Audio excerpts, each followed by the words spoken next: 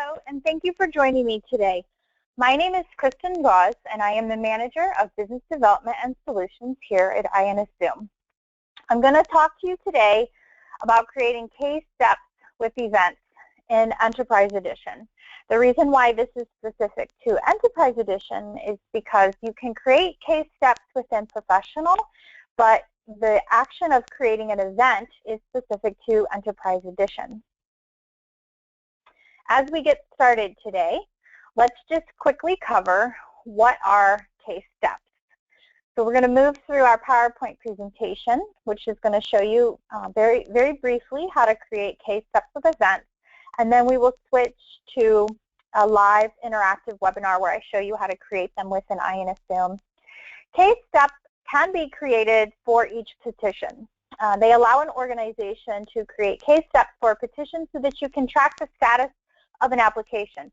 This allows internal team members or managers of global mobility professionals and paralegals to be able to check the case status, see where a petition is at. It also allows you to grant access to the case status to your HR or global mobility professionals along with foreign nationals. And if they log into the portals and you have granted them access to each of the steps, they can see where you are in the process. You can create case steps that are specific to each immigration process, or you can have a standard set of case steps that you have created for all of your petitions so that you can keep track of them. This will help if maybe you're trying to calculate throughput time, how long does it take you from start to finish to go through an entire immigration process. It also allows you to hold team members accountable. They need to mark the case step as completed when they occur because there's a time and date stamp, and you can go back and review and see, maybe when did you send out questionnaires, when was a case approved, when did you close the case. All of these are made possible through the use of case steps.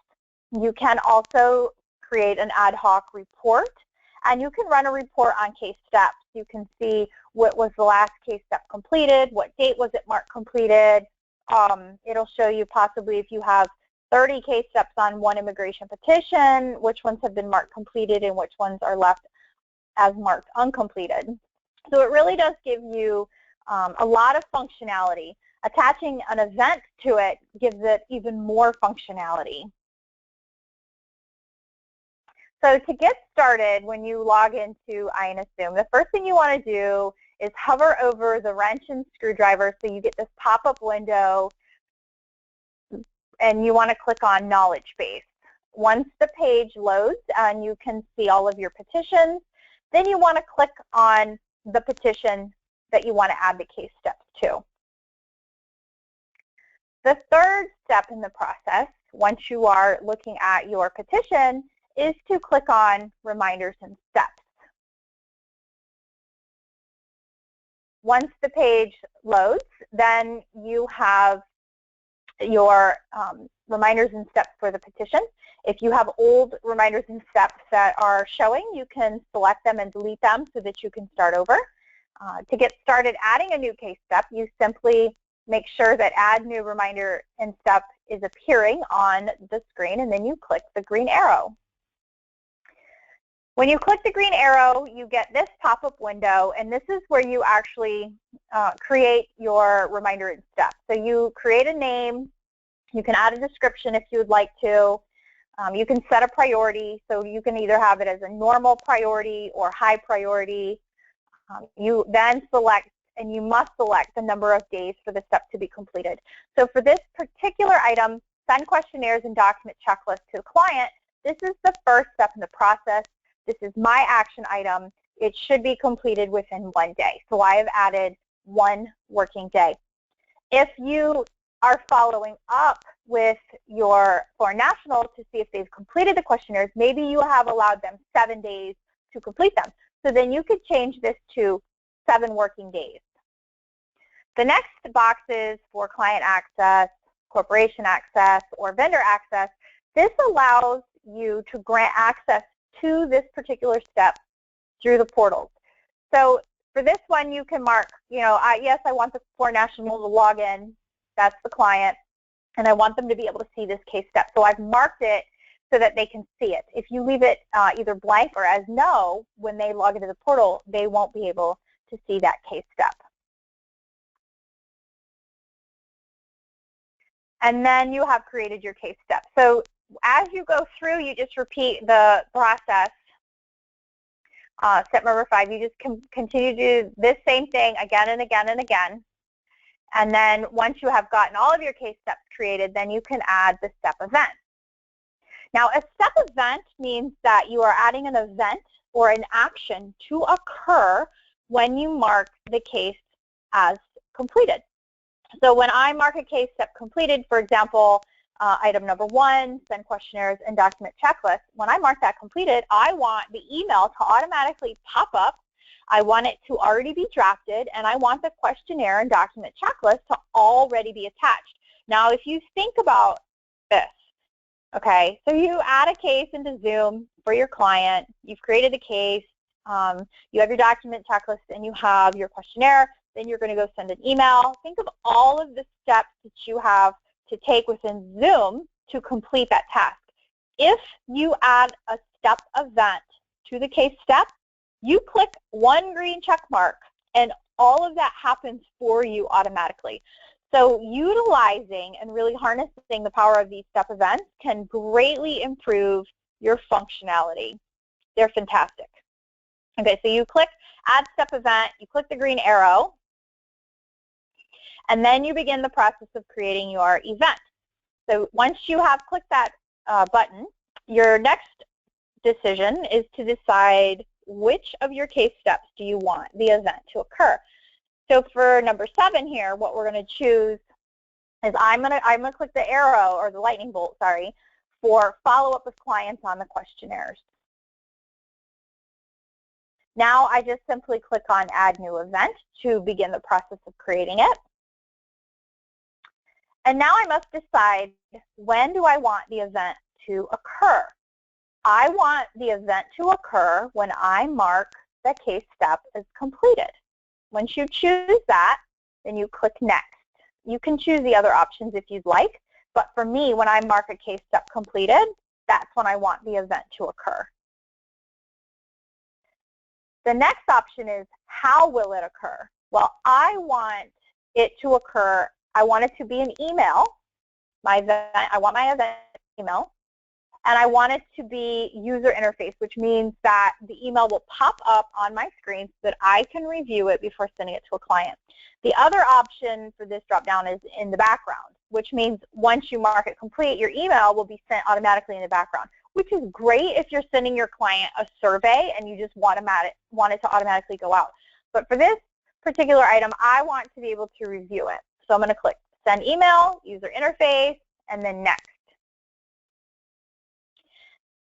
Now is the process of actually completing the event, or like drafting it. So what I would like to do, I'm going to start at the top. I want my recipient to always be the client. If you want to CC or BC someone, you can. If you want to, in this line down here, BCC maybe a group email box, then you can type in the name of that email box. I do recommend that you pick a generic box to do this too, so that as emails are being sent out, for example, maybe you are sending a survey to your client automatically in the background, and you want to send a copy of that survey to your law firm. Do not choose a person if you can avoid it. I recommend you have a generic box created within Outlook, for example, surveys at INSZoom.com. And the reason why I make this suggestion is because surveys at INSZoom.com may never change, but employees come and go. And if you put a specific employee's email address here on the BCC line, that means that all of the petitions that are open with this event, they're going to continue to send emails to that person even after they leave your company. So it is always best when you use events to create, if you're going to BCC anybody, a generic box. If you want any more information about this, then just reach out to me via email, and I can explain it a little bit further. It's just I have learned through trial and error as someone who has used Enterprise for 7.5 years Sometimes you experience things and you like to share that golden nugget with others.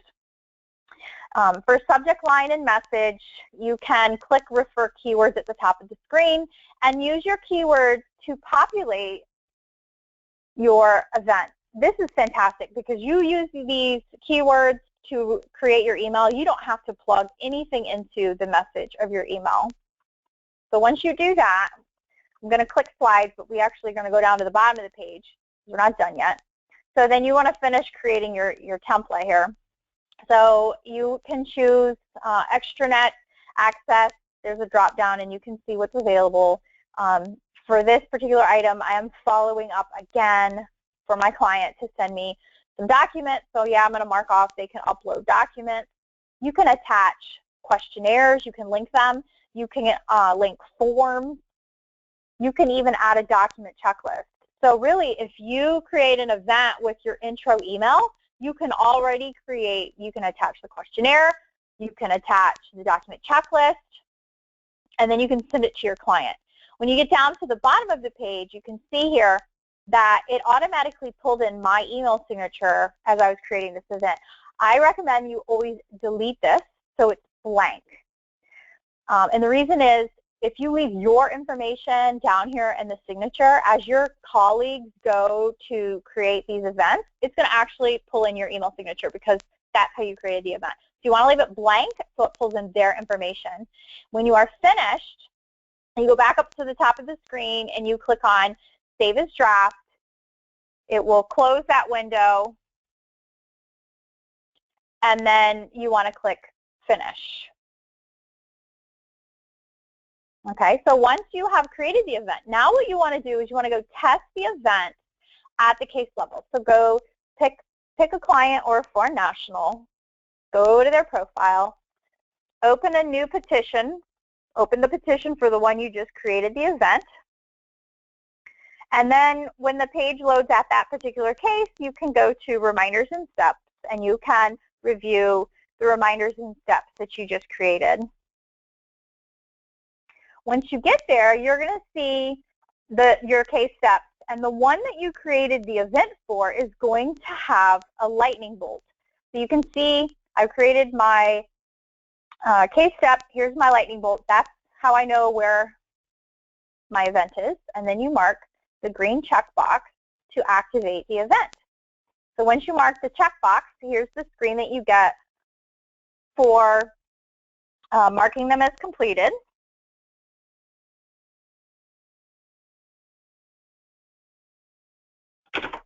All right, so you check the ones you want, you click on Save, and now your email is popping up. This is the event. You marked your case step as completed, and here is the event popping up on your screen. And you can see this is what we have created. And so I used the keywords for company name, foreign national first name, last name, and that this was a follow-up. And then I used in the body of the email, Dear Mr., which with salutation and the last name, and there it is. And then you can click Send. So it does all of the work for you. All right, now what we're going to do is I'm going to reduce my PowerPoint presentation. We have logged into INSZoom. I have gone to the knowledge base. I'm going to go click on my petition.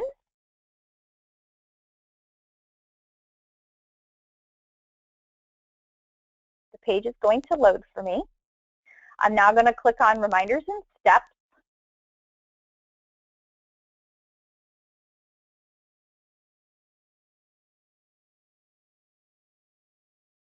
And you can see that this matches what was in the PowerPoint. To add a new reminder or step, you just select this. It should automatically appear for you at the top, but if you click the drop down, you know there's other options. Then you click the green arrow.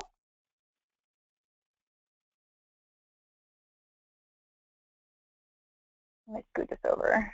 Okay, then you just simply fill in the name of your reminder or step. So let's just make up a different one.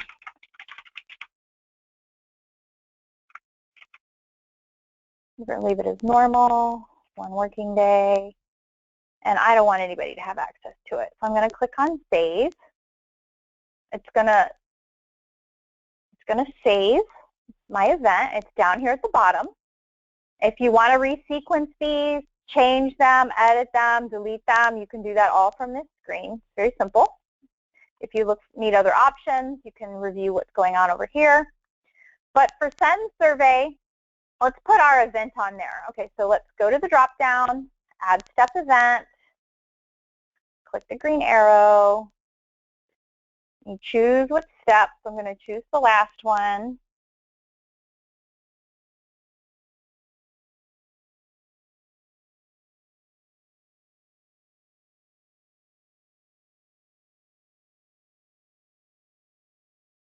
All right. Now what I do is click Add New Event.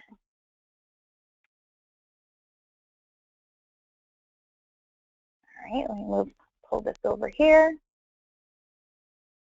And just like we discussed on the PowerPoint, you want to decide when do you want it to occur. I want my event to occur when the step is changed to completed.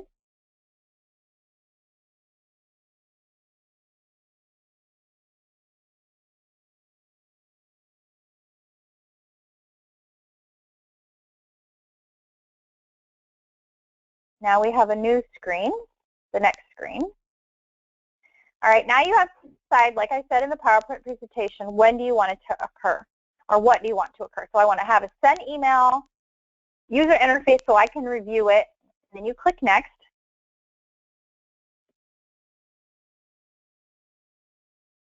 And it's loading on my other screen, so let me pull it over for you.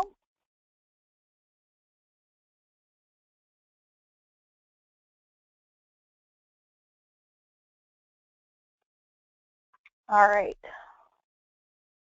Here we go. Here's the email. This is the template for the event. So you're going to say, yep, I want to send it to the client. You can enter in your subject line. You can, so if you have another email template created, you can actually click Select Message and pull that in. You don't need to retype it. But for this one, we're just going to send an email. So you just type in the information. Dear, and you can use the keyword for salutation. Dear Mr. And let's just pull in, just to be quick, I'm just going to copy and paste what I have, but you want to use the keyword for salutation.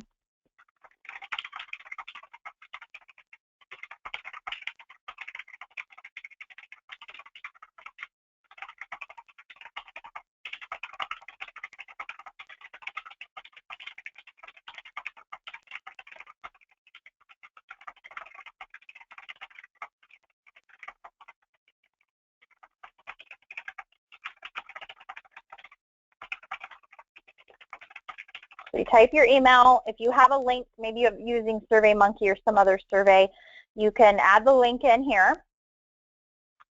And then when you're finished with this, you can click on Save as Draft. But just to quickly review with everybody, if you recall from the PowerPoint, you can include questionnaires if you want to. You can allow them to upload documents. You can attach a file. Maybe you send an intro email to your client. You want to include a process flow overview document that you've created. It's in PDF, so you can actually attach that right here. You can link questionnaires and document checklists. And again, be sure to delete your email address so that it pulls in from the case manager who's actually working on the case. All right, so once you've done all of that, then you click Save as Draft. And then you want to click on Finish. And you have now created your event. So let's just go test it out. So I'm going to go to my foreign national.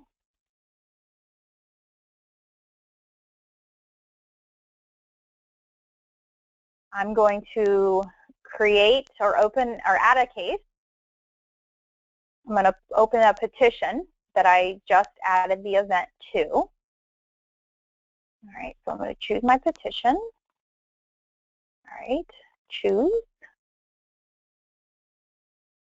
I'm going to make sure that I am the case manager for my case and click Save.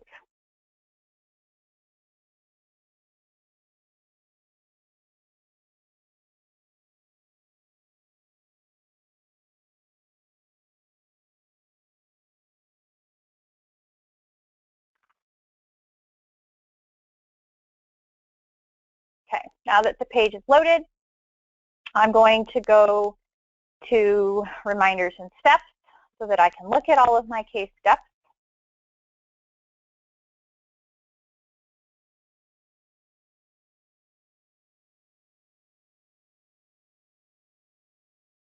All right. And you can see here's all of my case steps. The one that have events have lightning bolts. There's the bottom one. There's the lightning bolt. If you add a description to your case step, then the description shows up within that box. If you don't want the event to occur, if you actually click this lightning bolt, you can delete it. That can be helpful. For example, maybe the petition ended and you don't want to send them a survey, so you want to delete that. You can go ahead and delete it. Now, to activate your event, what we want to do is just click on the green check mark, and you can do more than one at a time. So I'm going to go ahead and just click on the first two. And I'm going to click Save. And hopefully you have your pop-ups enabled. And you can see that I just activated the event. So all I had to do was mark that case step as complete, and the email pops up on my screen, and there it is with the individual's name in the subject line, Dear Mr. Bennett. If you have attached any documents or questionnaires, that they would be there. My email signature pulled in at the bottom. I mean, it's a piece of cake. All I had to do was click a button, and then you click on Send, and your email goes out to your client. So just look at all of the options that are available to you when you're creating the event, and think about ways that you can utilize the event section and attach those events to a case step to improve efficiency. So your intro email to your client, possibly any follow-up emails, you can attach them. And so when you mark them as complete, the email pops up. You don't have to go over to the email section, compose email, find the one that you want to send to your client. Take the time, configure your case steps, add the events, utilize your keywords, attach any documents that you need, and you can really, if you think about it, you can sit here at your case steps and just mark them complete and basically process the whole case. So you can very, very significantly improve the efficiency within your law firm. So thank you very, very much for joining me today. If you have any questions with regards to this webinar and creating case steps with events, please do not hesitate to send me an email at kristen.gause@INSZoom.com.